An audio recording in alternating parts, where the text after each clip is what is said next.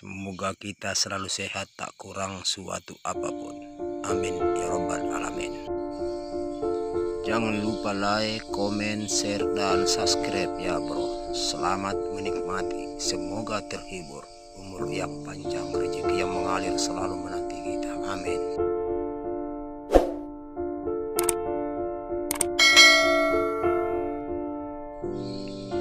Arhan, ini benaran istri kamu? Kapan kamu menikah? Kapan kamu kawin? Sirga, seorang pria parubaya yang seraya bangkit dari duduknya.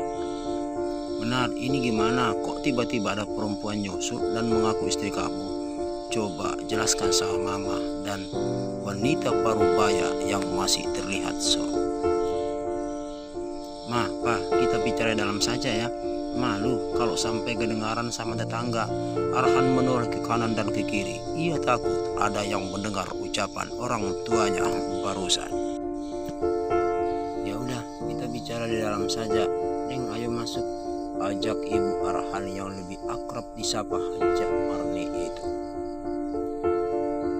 Risa membuka sandalnya yang dikenakannya. Ia takut masuk ke dalam rumah satu lantai tetapi cukup luas itu. Ia benar-benar merasa canggung. Terlebih lagi Arhan terlihat biasa saja setelah melihat dirinya. Pria itu tidak menyambutnya dengan hangat. Ayo duduk dulu Neng. Arhan, kamu juga duduk, jangan menengok terus. Tita Marni pada putranya yang masih berdiri mengantuk. Sementara Risa sudah duduk di hadapan kedua parubaya itu. Iya mah, galak banget. Arhan mendekat ke arah sang ibu. Arhan akan duduk di sela-sela kedua orang tuanya. Ngapain duduk di sini? Sana duduk di sebelah sini. Katanya itu istri kamu. Marni sedikit mendorong tubuh putranya sampai membuat Arhan terpaksa duduk di atas sofa yang sama dengan Risa. Arhan terlihat lembek namun tidak mampu merubah duduknya. Ia tetap duduk di sela-sela kedua orang tuanya yang beberapa tahun ini tidak bertemu karena sedang kuliah di Jakarta. Pria itu menoleh sekilas ke arah Risa yang sedang menatapnya. Arhan di bagian ujung. Ia seakan tidak mau berdekatan dengan istrinya. Terus sekarang gimana nih, Cik? Sekarang jelaskan sama mama dan papa. Tita Tikno yang terlihat sudah tak sabar. Apa dulu yang dijelaskan ini? Arhan malah menggaruk kepalanya sendiri dengan wajah bingung. Biar saya yang jelaskan, ucap Risa membuat Arhan dan kedua orang tuanya menoleh ke arah wanita itu. So atuh, jelaskan sejelas-jelasnya, Tita Marni sambil menyandarkan tubuhnya pada kepala sofa. Jadi begini Bu, Pak, saya dan Arhan sudah menikah. Kami menikah karena sebuah tragedi. Makanya mungkin Arhan belum menjelaskan ini kepada ibu dan bapak. Oh ya, nama saya Risa. Saya mempunyai 2 orang anak dan dari pernikahan almarhum mantan suami saya. Jelas rasa jujur dengan wajah yang perlahan menunduk. Sebenarnya ia merasa malu, tapi dirinya tetap memilih jujur dan tidak menutupi tentang dirinya dari kedua orang tua Arhan. Ah, jadi Marni menggeleng dengan wajah semakin sok.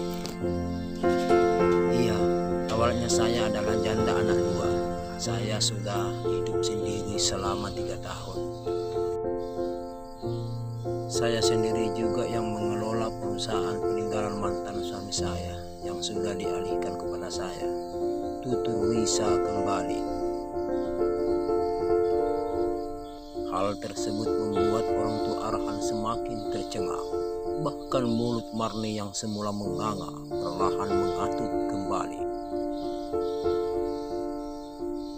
Perusahaan apa? Tanya Tikno penasaran. Perusahaan properti, jawab Risa tanpa ragu. Naon etah teh, bapak tahu. Marni menatap ke arah suaminya. Nanti bapak buka Google, bisik Tikno. Mah, Pak, udah jelas kan kalau dia istriku. Jadi sekarang aku mau makan dulu, bisik Arhan dengan santainya. Tunggu dulu, ini masih belum jelas. Kamu teh menikah kapan? Saksinya siapa? Dan apa mas kawinnya? Kenapa enggak ngabarin mama sama papa? Ya Allah Arhan, ini kamu teh menikah bukan main-main. Ceroco Marni dengan menatap heran sama putranya. Yang intinya gitu mah, waktu itu aku ketemu Risa di sebuah tempat dan titik-titik kita dinikahkan, terus titik-titik kita menjadi suami istri. Udah selesai. Arhan sendiri bingung harus menjelaskan seperti apa kepada kedua orang tuanya. Gak jelas kamu teh. Terus kalau beneran nikah, kenapa kamu pulang sendiri ke sini? Jangan-jangan kamu ada masalah sama istrimu ya? Makanya kamu minggat. Marni menatap penuh selidik sama putranya. Iya, kami sedikit ada masalah dan saya datang ke sini berniat menyusul Arhan untuk menyelesaikan masalah itu. Jelas Risa membuat Arhan seketika menoleh ke arahnya. Kayaknya dia minta cerai. Guman Arhan dengan hati yang entah kenapa yang mendadak terasa sakit. Kenapa atuh si Arhan sampai minggat segala? Tanya Marni lagi membuat Risa terdiam. Rasanya ia tak ingin mencerita masalah itu secara detail. Pak, Ma, aku rasa sebaiknya aku membicarakan ini berdua sama si Risa. Jadi tolong berikan kami waktu untuk berbicara berdua. Ujar Arhan yang juga tidak ingin menceritakan masalah yang sebenarnya pada sang ibu. Soal itu diselesaikan. Kalau butuh bantuan bisa minta tolong sama ayah dan mama. Selesaikan masalah secara baik-baik. Tutur Tikno sedikit menasehati. Ya Pak, sebentar. Arhan mengambil es batu. Pria itu bangkit dari duduknya. Buat apa es batu? Tanya Marni. Cepat. Buat ditaruh di kepala biar berbicara dengan kepala dingin, jawab Sandi santai. Arhan, cik atuh serius, bentak Marni yang sepertinya mulai habis kesabarannya. Sabar, Mah, ini juga salah mama pas lagi hamil. Si Arhan pingin tidur di kandang munding. Jadinya begini. Tikno mengusap punggung istrinya berusaha menenangkan. Yang ada tuh bapak, pas lagi hamil si Arhan malah memelihara monyet. Balas Marni membuat Risa ingin tertawa, namun menahannya. Maksud mama, perilaku aku tuh kayak monyet gitu, celetuk Arhan. Malah diperjelas. Marni tertawa sambil menatap ke arah putranya. Mama tega benar ya, aku mau ngomong dulu sama Risa. Ayo ikut aku, ajak Arhan, tetapi ia tidak menatap sedikit pun sama istrinya. Risa bangkit dengan perlahan. Ia mengikuti pria itu yang keluar lewat pintu belakang. Kita mau kemana? Tanya Risa merasa heran karena membawanya keluar rumah. Bahkan Risa tanpa memakai alas kaki karena heelsnya diletakkan di teras depan. Kita ke tempat yang sepi biar enggak ada orang yang lain mendengar. Arhan terus berjalan terlebih dahulu. Pria itu terus berjalan ke belakang rumahnya dan mulai memasuki kawasan perkebunan. Risa berjalan penuh hati-hati. Jujur saja kakinya terasa sakit saat menginjak tanah kering. Namun wanita itu cukup tercengang ketika melihat pemandangan sekitar. Ia menatap takjub ke arah perkebunan sayuran yang cukup luas. Ini kebun milik orang tuamu? Tanya Risa membuat Arhan menghentikan langkahnya.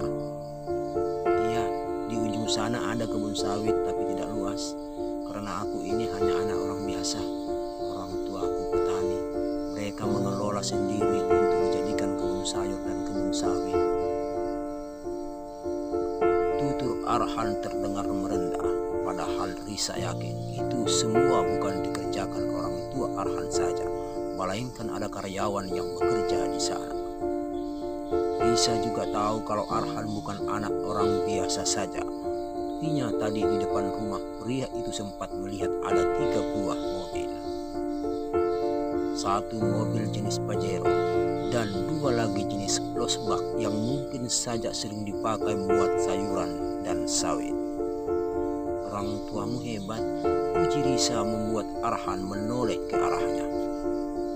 Tapi tetap saja tidak bisa membandingi kekayaan kamu. Kasta aku lebih rendah darimu. Tutur Arhan membuat Risa langsung mengingat ucapannya semalam. Wanita itu menunduk, lalu menarik napasnya perlahan. Aku minta maaf atas itu. Aku benar-benar sedang dilanda amarah. Jadi aku tidak berpikir ulang untuk berucap. Risa menahan rasa sesak di dada saat mengatakan hal tersebut. Jujur saja ia benar-benar merasa bersalah. Tidak apa-apa, karena semua apa yang kamu katakan sesuai dengan faktanya. Sekarang kamu menyusul ke sini ingin menjelaskan semuanya dengan cara berceraikan. Maaf karena aku pergi tanpa mengucapkan pemutus itu. Tutur Arhan lagi membuat air mata Risa seketika menetes. Ia tak dapat menahan buliran bening tersebut saat mendengar penuturan suaminya. Padahal ia datang jauh-jauh dari Jakarta, bukan hal itu. Bukan itu tujuanku, suamiku. Risa mulai terisak membuat Arhan langsung menatapnya. Kedua orang itu saling berhadapan. Angin sore hari menghembus kencang, membuat gaun yang dikenakan Risa berkibar. Rambut wanita itu bergerak ke belakang, membuat wajah Risa terlihat jelas. Kenapa menangis? Bukankah kamu wanita yang kuat? Bahkan kamu tidak membutuhkan lelaki lemah sepertiku. Kamu tidak membutuhkan lelaki yang lebih muda darimu. Kamu juga tidak membutuhkan lelaki yang kastanya lebih rendah darimu. Cukup Arhan, cukup. Risa semakin memecah tangisnya. Wanita itu menutup wajahnya dengan ke-10 jarinya. Lalu mendekatkan tubuhnya, kemudian memeluk tubuh suaminya erat. Aku tahu aku salah, bahkan aku tidak memberimu kesempatan untuk menjelaskan. Aku menyadari semua ini terjadi karena keegoisanku. Tapi perlu kamu tahu, itu semua terjadi karena rasa cemburu. Merasa sakit hati karena melihatmu bersama wanita lain. Risa melepaskan pelukannya. Ia menengadahkan kepala dan menatap wajah Arhan yang juga sedang menatapnya. Aku pikir kamu tidak pergi sejauh ini. Semalam aku menunggumu tapi kamu benar-benar pergi. Aku merenung dan semuanya salahku. Bahkan aku sampai menanyakan hal semalam sama teman-temanmu. Dan itu semua memang benar. Kamu memang benar untuk menolongnya. Jadi maafkan aku yang menuduhmu sembarangan. Risa menghapus air matanya dengan cepat. Aku nggak suka melihat wanita menangis. Jadi kita selesaikan saja langsung. Arhan menarik napasnya perlahan. Apa yang diselesaikan? Risa menatap intens, jantungnya berdebar kencang.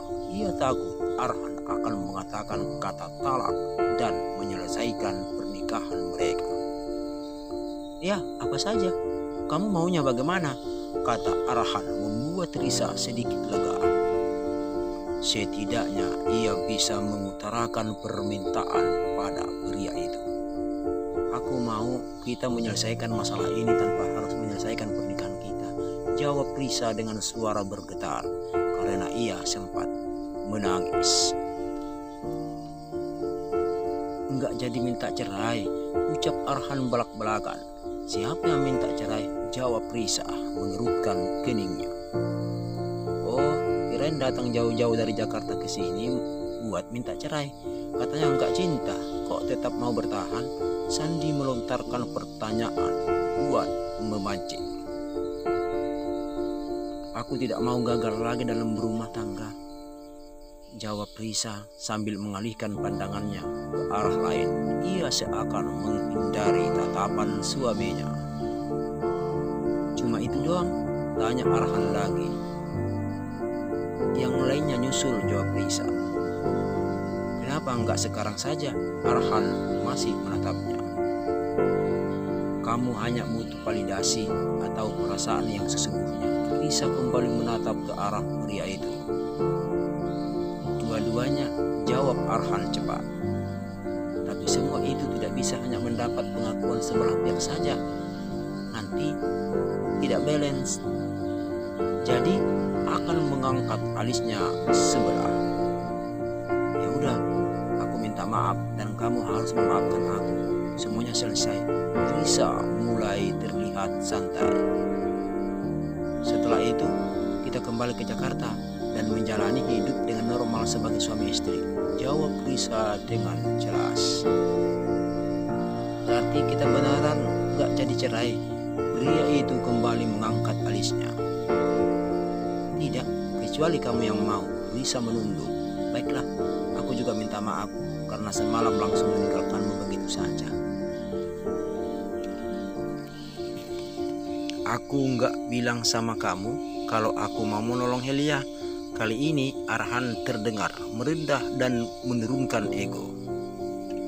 Iya, sebaiknya ini jangan dibahas lagi. Risa mengembangkan senyum tipis. Oke, tapi aku beneran nggak nyangka kalau kamu bakal nyusul aku ke sini. Jangankan ke Garut, ke ujung dunia pun akan kususul, ucap Risa mulai angkuh. Buset, rupanya istriku mulai menyala. Sepertinya pria itu mulai normal kembali, karena ketika Arhan marah dan serius, itu tandanya sedang tidak normal. Arhan yang sesungguhnya adalah Arhan yang gesrek dan menyebalkan. Tapi aku tidak bisa lama-lama di sini. Kasihan anak-anak, mereka tidak tahu kalau aku ke sini. Tutur Risa yang tiba-tiba berubah sendu. Ya ampun, pasti mereka nyariin kamu. Arhan teringat kepada kedua anak itu. Mereka juga nyariin kamu, jawab Risa. Masa aku jadi merasa berguna? Arhan seolah tak percaya sambil menyugar rambutnya yang membuat wajah pria itu semakin tampan. Sementara Risa hanya tersenyum mendengar ucapan suaminya. Ya udah, kita balik lagi ke rumah yuk. Nggak baik sore-sore di kebun, ajak Arhan sambil berjalan lebih dahulu. Risa mengikuti pria itu dan berjalan perlahan. Namun tiba-tiba kakinya terasa sakit, seakan ada yang menusuk sesuatu. Au! Bekik Risa membuat Arhan seketika menoleh. Ya ampun, kaki kamu kenapa? Arhan kaget setelah melihat telapak kaki Risa mengeluarkan darah. Aku tak tahu, yang jelas ini sakit banget. Wanita itu merintih, bahkan ia duduk ke tanah karena tak dapat menahan rasa sakit bercampur perih. Sebentar, kayaknya kaki kamu kena duri ranting kayu. Arhan berjongkok. Pria itu memegang kaki Risa dan memeriksanya. Benar saja, ada sebuah duri ranting kayu yang menancap pada kaki mulus wanita itu. Biar aku cabut. Arhan memegang duri ranting itu dan mencabutnya perlahan. Sekarang kita ke rumah, aku obati. Arhan mengajak Risa berdiri. Wanita itu bangkit perlahan, namun kakinya yang benar-benar sakit membuatnya terjatuh. Kamu gak akan bisa jalan sendiri. Arhan segera mengangkat tubuh istrinya tanpa basa-basi. Risa cukup terkejut apa yang dilakukan suaminya padanya. Ia menatap wajah Arhan yang terlihat gagah, bahkan pria itu bagaikan pendekar. Risa mengalungkan kedua tangannya pada leher lelaki itu. Ia menyandarkan kepala pada dada bidang pria itu. Entah kenapa ia benar-benar merasa nyaman pada posisi seperti ini, bahkan membuat luka di kakinya tidak terasa lagi. Kamu pakai celana dalam kan? Tanya Arhan tiba-tiba menghancurkan suasana romantis. Kenapa emangnya? Risa hampir tergagap ketika menanyakan itu. Takut nggak pakai, bisa bahaya kalau ada yang melihat itu. Aku saja sendiri belum pernah melihatnya, jawab Arhan yang seketika membuat tangan Risa refleks mencubit dada bidangnya Arhan. Sesampai di kamar, Arhan menurunkan Risa pelan di tempat tidur. Tiba-tiba saja Risa memeluk suaminya erat dan tidak mau melepas. Sore itu di kamar mereka telah berbulan malu setelah sekian lama sudah menikah. Tamat.